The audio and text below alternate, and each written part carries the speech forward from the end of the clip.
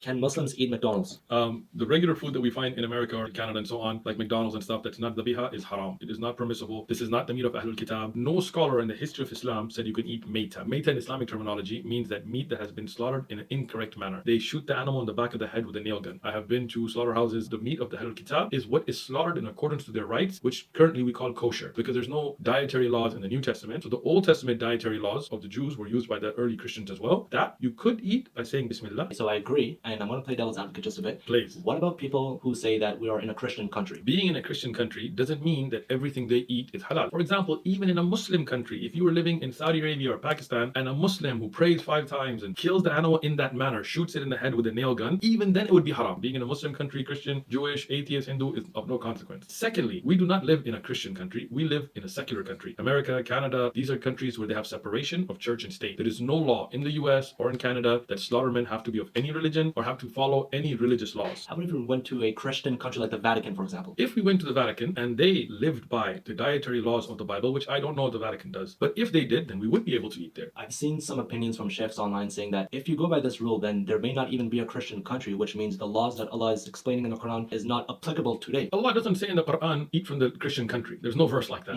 The food or the meat of the people of the book. So having a Christian country is not a condition. It's a stretch, honestly. It is a stretch, and a pretty pathetic one at that. We're not denying that Ahlul Kitab exists. Of course it does, but we cannot misuse it. How about like if a corporation just became super Christian, like Chick-fil-A, for example? Well, Chick-fil-A, In-N-Out, and many of these corporations that are run by Christians do not get their meat from their own farms. They get their meat from regular farms that are run just like anywhere else. But if they were to say that they are adhering to God's commands, dietary law. Sure. I mean, if they come out and say that we are going to follow the biblical dietary laws, I have no problem eating that. Gotcha. But they don't. What would be the consequences of eating haram meat? Like this whole time, let's say you thought that this was okay, what would you do? Sure. If somebody didn't know or they followed the fatwa of a sheikh that misrepresented some of these evidences, then there's no sin on them. The person makes a mistake, Allah is all forgiving. But if you know, you've watched this video and you know the evidences, then you cannot eat that which is haram or it will affect your prayers, it will affect your fasting. May Allah subhanahu wa ta'ala give us the ability to stick to the Quran for your deen and for your dunya. Eat halal meat.